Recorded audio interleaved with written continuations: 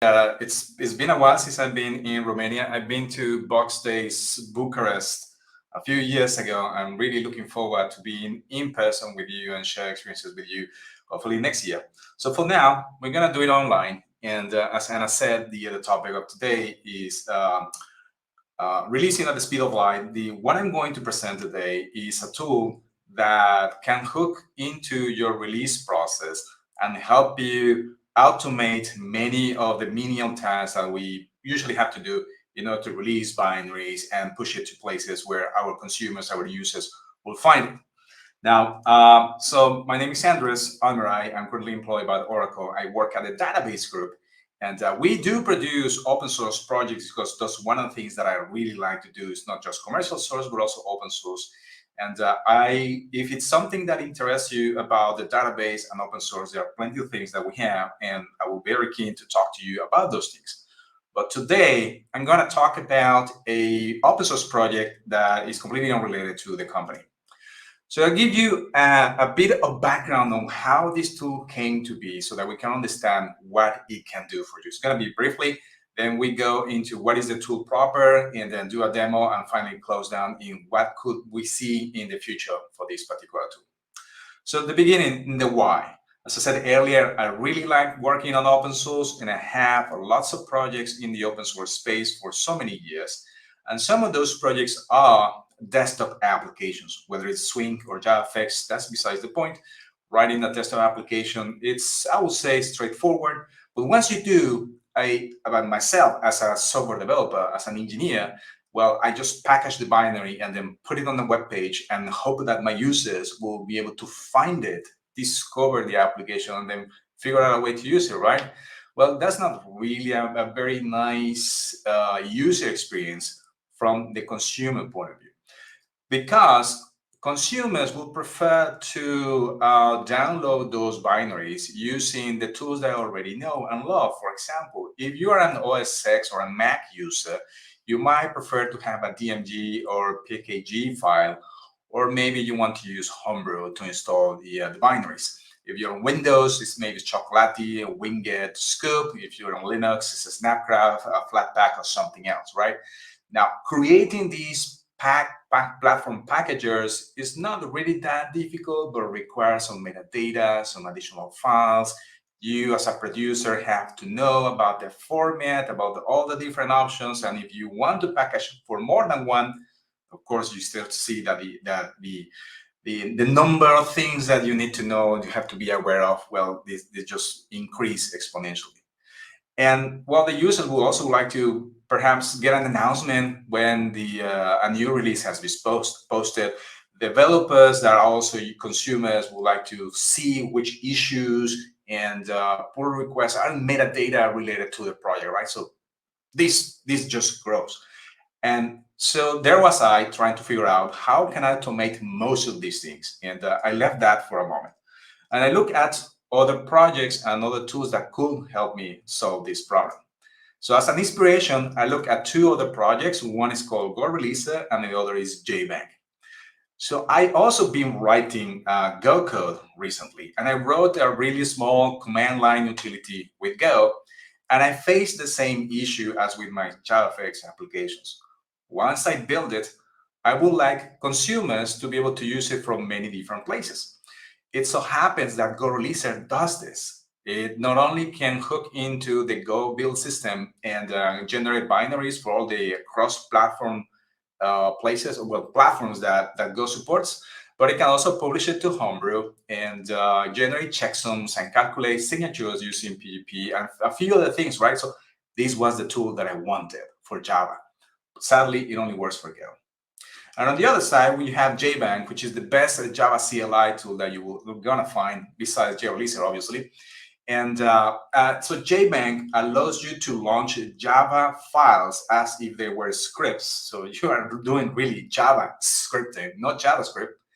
And it's kind of like JShell with dependencies. It allows you to launch jars from the network. And there are many ways, many things that this thing can do. So the author of JBank, Max Anderson, did something similar to what Go Releaser does, but explicitly only for JBank. So he builds with Gradle and adds a bunch of scripts and a few other things so that JBank can be published to Homebrew, Chocolatey, Snapcraft, so many other things. And it's unique, exclusive to JBank. This is not portable. So Max and I were talking one day, and after he spent so much time doing this for JBank, I said, well, I just did it for my other application, which is called GOM with Go Releaser. It's just one file, we're done. And then it dawned on us, what if we were able to combine these two? What if there was a tool for Java that worked like Go Releaser, but took all the lessons learned from JBank to publish its releases? And that, my friends, is how JReleaser came to be. So what is JReleaser? Basically, you continue to use the same build tools that you use today, whether that's Apache Ant, Apache Maven, and Gradle, or whatever it is, for creating the binaries that you want to release, or what have you. And you supply also a model of your project, or the model of what your release is. So, like, for example, what is the tag name, the release name, where's the list of artifacts that you may want to release, and a few other things. And JReleaser can create a Git release page in popular Git services such as GitHub, GitLab, GitHub. Additionally, it can create those platform packages such as Homebrew, Scoop, Chocolatey, a few others. And it can also post announcements in different distribution channels, whether it's SDKman, Slack, Twitter, or many others. So how does it do it? JReleaser started as a simple template or file template-based engine, but it grew into more like an execution engine plus the file template. So you have many commands you can invoke, but based on the commands that you do invoke, then you can have more or less behavior. Go Releaser works with just one command. It does everything in one go. And if you want that kind of experience in JReleaser, you invoke the orange command, the one at the top. It's called full release. This does everything for you based on all the inputs that you supply. But quickly, we realized in JReleaser that it would be a good idea to break down the release process into smaller pieces, so that if you wanted to just create a Git release and skip everything else, just invoke the blue column, just invoke the release command, or just invoke the checksum command if you only care about generating checksums with different algorithms. Or if you only care about packaging, then invoke the violet command column, which is the prepare, package, and publish, which is generate the platform packages and nothing more. In this way, if you already have in place a process for creating a Git release and you don't want to change it, but you do require the platform packages, then you can hook JReleaser into. There's no need to rewrite your whole thing in order to make use of the tool. And the green column is the one that performs the announcements. This one only requires the computation of the changelog, and that's it. So as I said earlier, JReleaser expects your binaries to be provided or be built by external means. But we also support two additional options for building binaries. That would be the black column on the top, on the bottom left, which is called Assemble. This allows you to create custom Java runtimes with JLink that may or may not be cross-platform. If you didn't know, you can build many different runtimes with JLink on the same node, targeting different platforms. For example, I am on a Mac, but I would like to support users on Windows and Linux. In just my same Mac, I can create those three images with just passing additional parameters. There's nothing extra I need to do. I don't need to run on a Windows machine to make this happen. Opposed to that, if you want to create a native executable for Linux or Mac or Linux, for the time being, there is no cross-platform for GraalVM native image. So you do need to run in different nodes. But then again, JReleaser gives you the options to reuse the project model, so that the data that is required for releasing may be reused for creating the native executables that will be, of course, later released. I already mentioned a few integrations, but here is the full list that I currently have in the most recent version. So if you want to create a Git release page, which contains the title, the tag, release notes, and potentially binary assets, all the files that you want to release, then you can do it for GitHub and GitHub Enterprise. You can do it for GitLab on the open, or for GitLab Enterprise as well. Or if you run your custom instance of Gitya, or maybe you're using the Codeberg service, which runs on Gitya, then you can also do so. If you happen to be running on other Git services, you can use the generic Git, which will have support for a few features, but not everything, just because some of those Git services, such as Bitbucket, do not support the notion of our release as GitLab and GitHub do. So you can still use them, but not all the things. If you want to upload binaries to other places besides a Git release page, then you can upload it to JFrog Actifactory, to Amazon S3 Bucket, or to an HTTP or HTTPS server. It's under your control. As long as you support in that server a put or a post command or HTTP verb, then it should be good to go. For the platform packages, already mentioned a few, but here's the full list. Homebrew works for OS X and Linux. Chocolate for Windows. We can generate Docker images for you.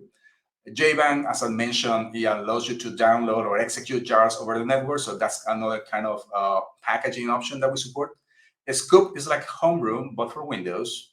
SDK-Man works on all platforms, and it's the best way that I will propose for you to install many of the Java tools that exist around in the ecosystem. And Snapcraft is available for Linux. And in terms of announcements, well, we have we have many options. So of course, there's Twitter if you want to go full blast on public, and Slack for your team, or maybe you may want to use Gita or send an email. There are so many different options. And if one of the options that you're currently using is not yet supported, well, file a ticket. Or if that particular option, that particular software can work with incoming webhooks, then you can use the webhooks integration that we offer. In terms of inputs, these are the things that you supply to your release. What do you do? Well, you supply a binary distribution, which is just a zip or a tarball, and Maven and Gradle has plugins to create zip files with the right project structure, which is a bin directory that has the executable or a launcher script. Maybe there's a lib directory that contains the jar files, and there may be additional files such as a license, a README, any kind of configuration files that are part of the supporting files. Now, of course, I've been mentioning until now that this works for Java, but let me tell you right now that this kind of binary distributions can be written in any language, coming from any kind of project. So if you're building Rust, Python, JavaScript, Perl, you name it, and you have some sort of binary distribution that conforms to the structure, you can release it with JReleaser. It does not have to be always Java. If you create an Uber jar or a fat jar, which is an executable jar that contains all the dependencies to be run, you can also release it with JReleaser. Obviously, we support JLink distributions and GraalVM distributions because JReleaser can build those as well. And finally, the native package should have been a native installer. These are files that may be created using JPackage, such as DMG and PKG for OS X, MSI and XC for Windows, and deb and RPM for Linux. You may create those files with other means, but a JPackage is kind of like the way that is the preferred way, I will say, since JDK 16 to do this. So how do you launch this? Different ways depending on your operating system. If you're on Mac, use SDK-Man, and you require a particular version of Java 8, to run it. JBank can download that particular version of Java that you needed, or you can start it using Homebrew. If none of these options are enough for you, you can navigate to the release page and find a series of zip files. There is a universal zip file that is just JReleaser plus the version, where you do need that particular version of Java to be running.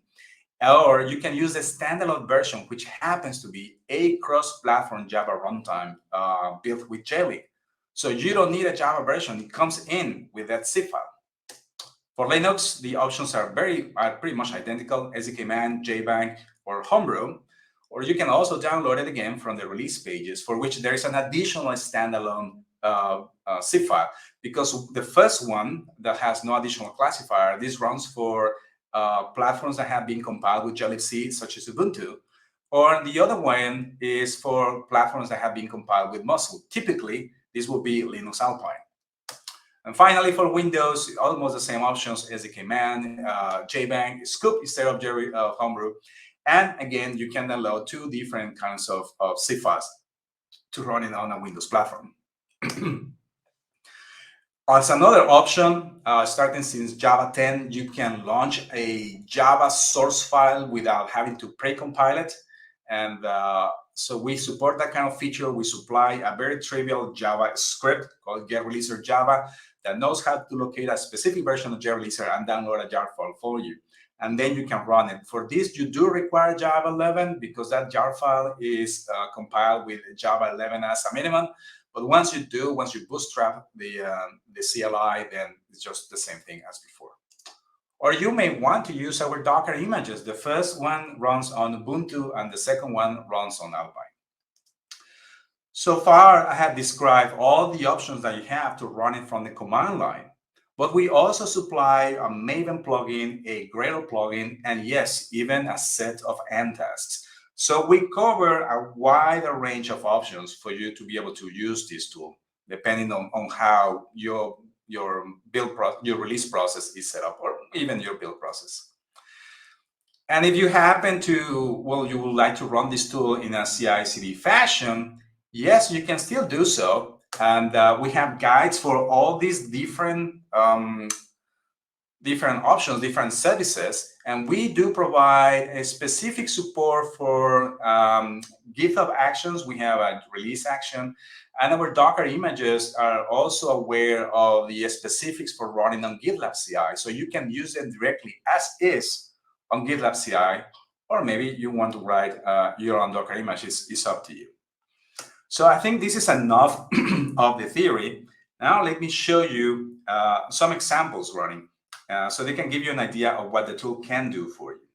I'm going to switch into the browser.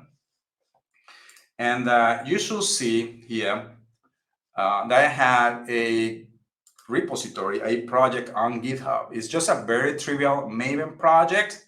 And that the only thing that it does is a CLI that outputs hello world. Now, just for this project, it's a convention of this project, has nothing to do with your release. I decided to use a certain set of prefixes in the commits. If I do this, then I can later instruct your releaser to do something more interesting when trying to formatting the changelog. But again, this is a convention exclusive for this project. So here's what I'm gonna do. I have already the project here hosted on my computer. It's right there. Here are the sources. There is a JReleaser model file here, which I'm not going to use for the first time. We will come back in a moment.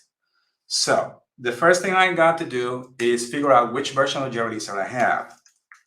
Let's check that out. So JReleaser-B, and tells me that I'm running the latest snapshot version. Maybe it would be a good idea to use the stable version. So let's ask SDKman for the list of JReleaser versions that I have access to. And I do have access to all of this. Great. So I'm going to leave it. I'm going to move to that version. So don't update SDKman. And now let's say SDKman use JReleaser version 070.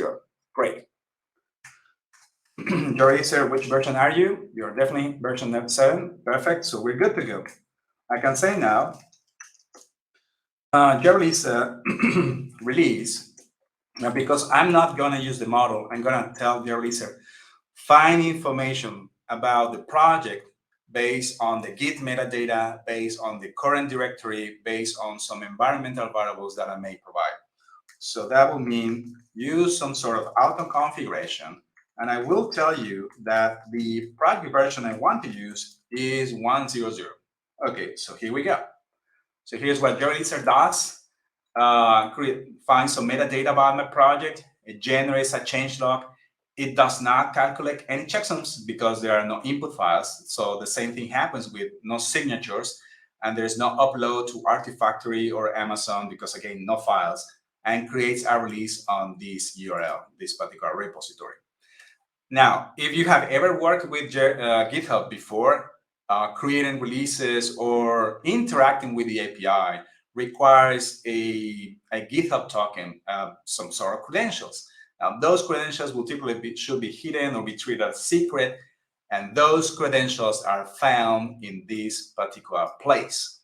Notice the configuration format is TOML, but it could be YAML, it could be JSON, it could be a properties file. For obvious reasons, I'm not going to show the contents of this file, but this is where my GitHub token is currently residing.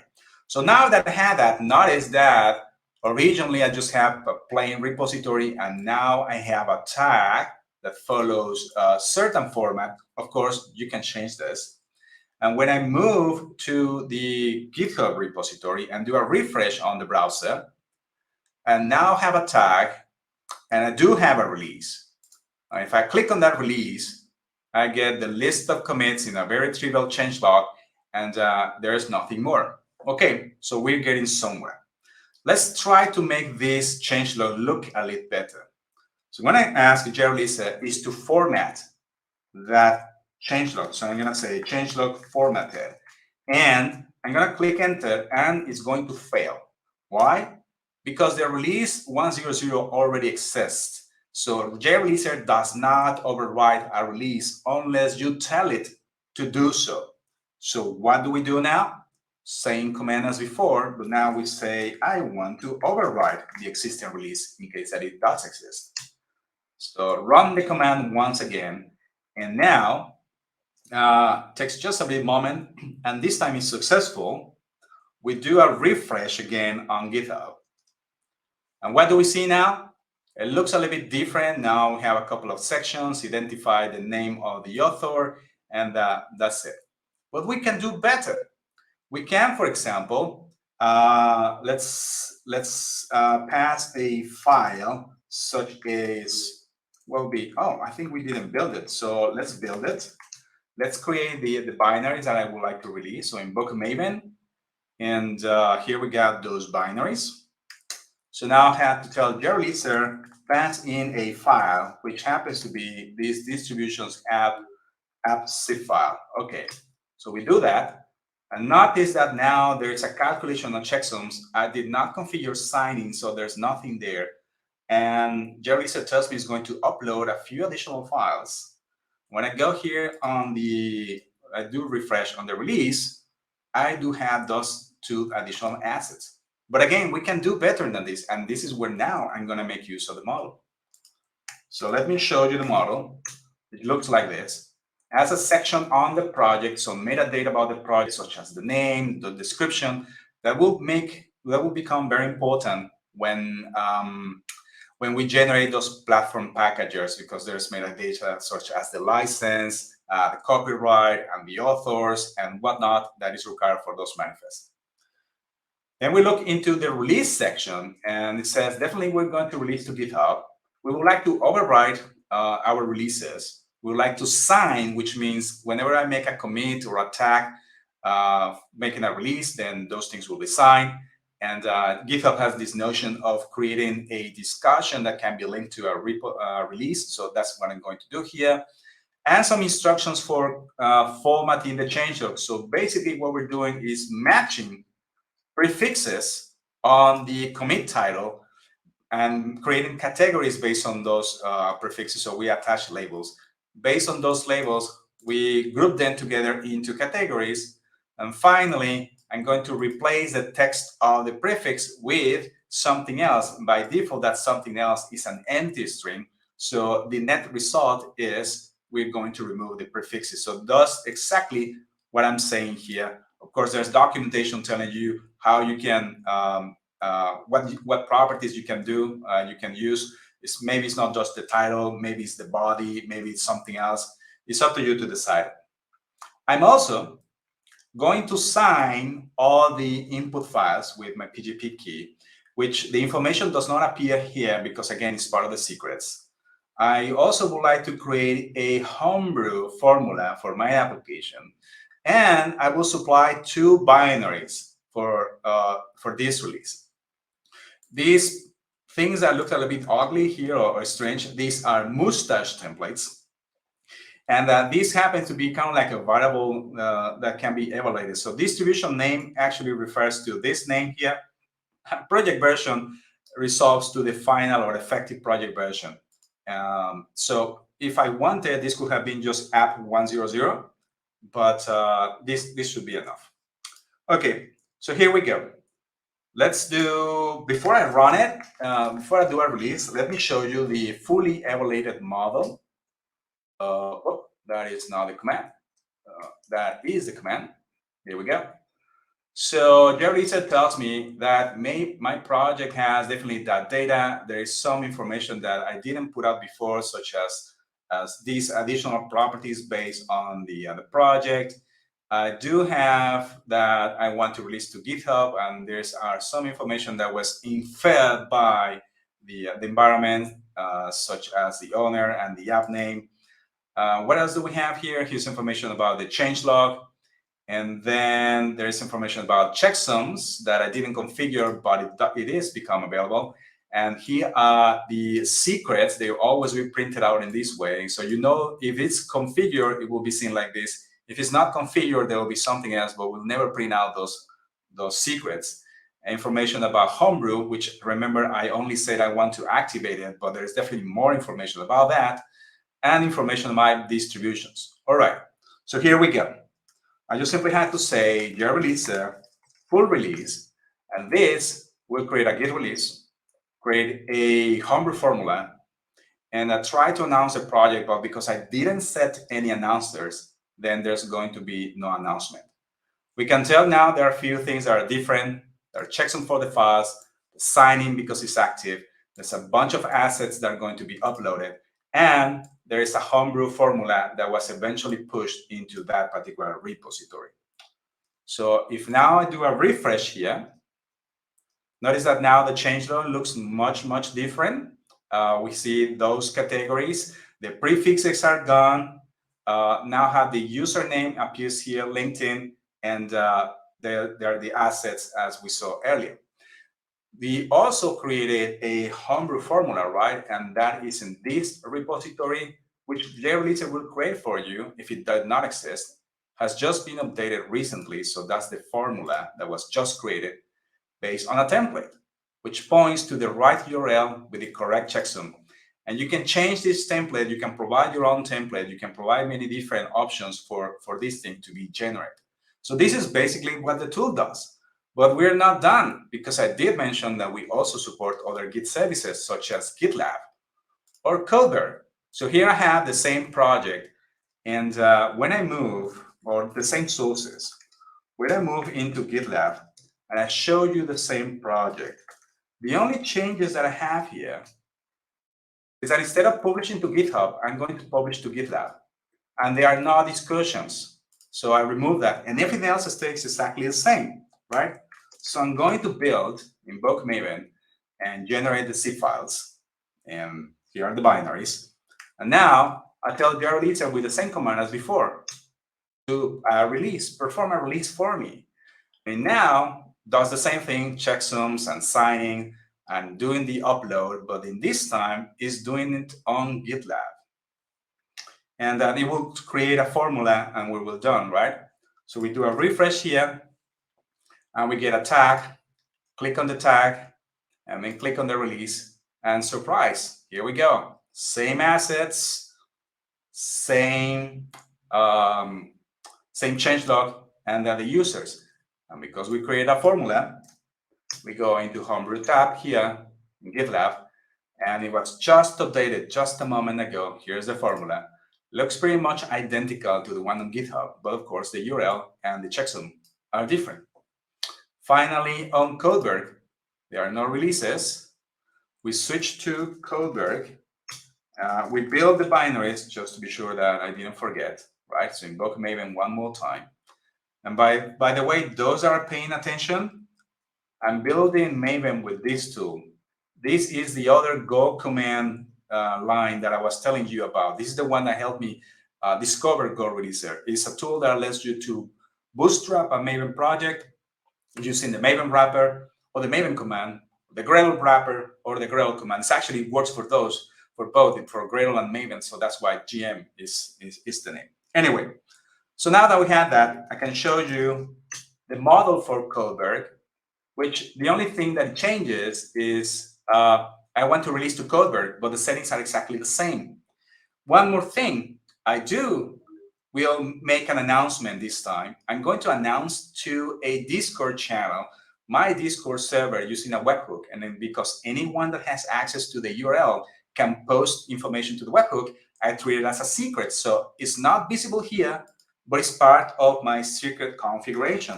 And we can verify that by saying user config and look for the announce block. And here we go.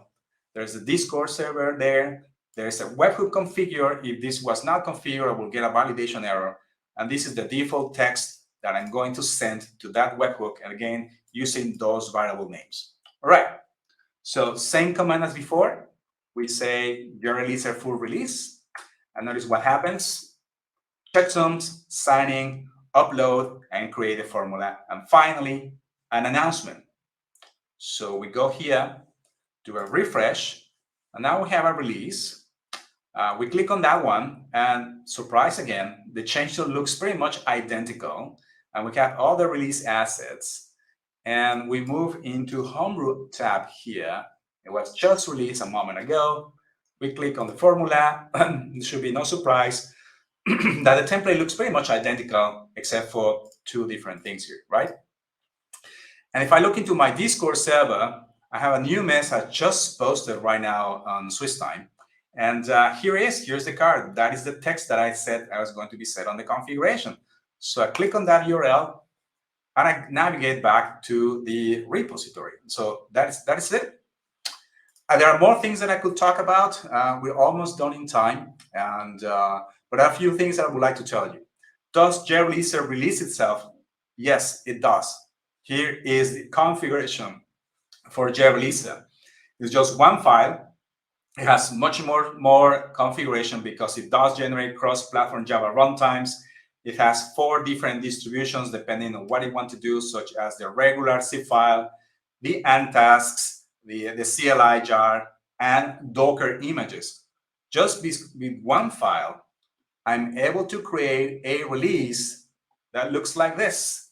It contains categorization for all the different commits, the list of contributors, and here are the set of all the different binaries that you can have access to. So can you use JReleaser for projects that do not publish binaries? Yes, you can. For example, the Moditech project, which is just a regular library that comprises of a Maven plugin as well, they use JReleaser to just create a Git release with changelog. And the way they do it is with the Maven plugin. So, oh no, that's actually, this is not the place. It's in the parent plugin pump where we find the configuration. At the bottom of this file, we have the settings for the JReleaser Maven plugin. And here we have pretty much what we saw earlier with the YAML configuration, but in Maven DSL, obviously, some settings. So we override what was going to be the tag name and the release name. We're not going to tag. JReleaser does not create a tag. It's going to be created from the outside. And the settings for the changelog, which is pretty much the same thing as we saw earlier with YAML. There are a few other examples that I could show you. There's a Gradle DSL.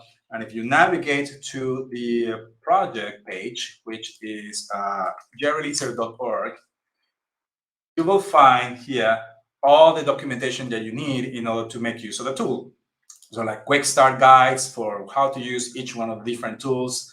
If you navigate to tools and say, click on the Maven plugin, then you can see every single Maven goal that you can invoke. Or maybe you prefer Gradle. So look at all the different Gradle tasks that you can invoke. Or you want to use the CLI. Well, there are all the different commands that you can invoke. And if you want to know about the configuration, well, just go here. Let's say I want to know how you can announce to Twitter. So click here on Twitter, or you can search for Twitter here. And then you find the page. This is all the information that you may need. And, well, you don't like YAML? That's fine. Use TOML, or use JSON, or here's the Maven DSL, or the Gradle DSL. So every single bit of configuration in this page is listed in the 5 different formats. So it's easy to copy and paste and adapt for your own projects.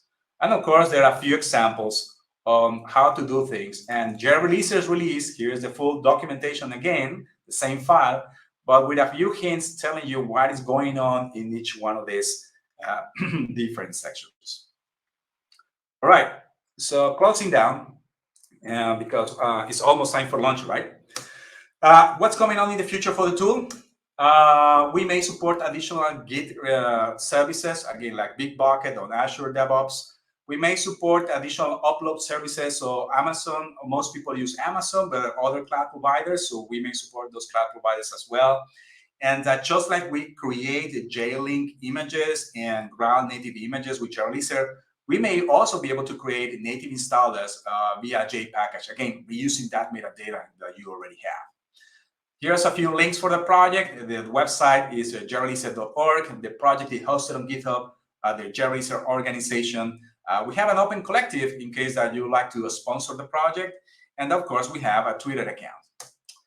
Everything that we have seen so far is open source. And if you have not contributed to open source before, it's easy. File a ticket if you encounter that something is not working with any project that you're working on, any open source dependency that you're consuming. Or maybe there's a missing feature or something else, just file a ticket and that's it. And speaking of filing a ticket, the project is currently participating in Hacktoberfest, and we are setting all kinds of contributions if you want to count them for Hacktoberfest.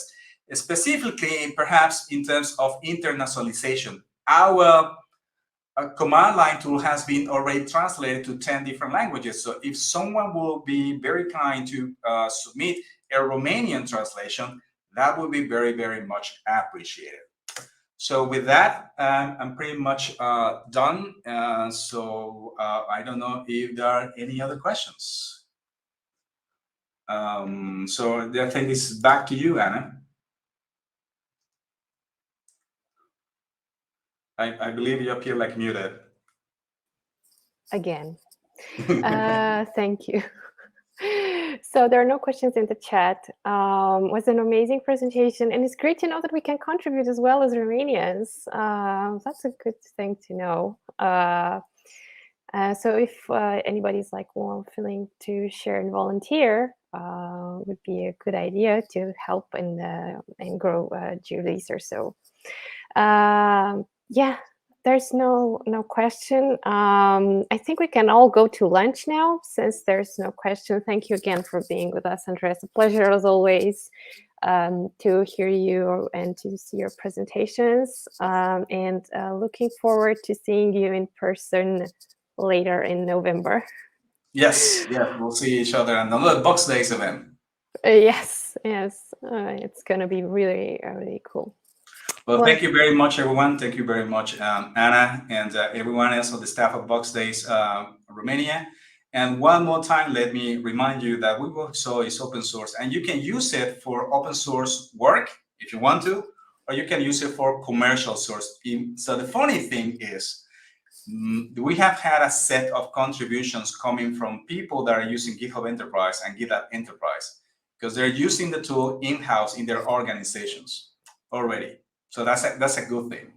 Well, cool. So that's really, really good to hear. So the tool can be applied to any kind of project, definitely. Yeah, that's cool. So more good news. Well, thank you again, Andres. Pleasure as always. And I'm really, really looking forward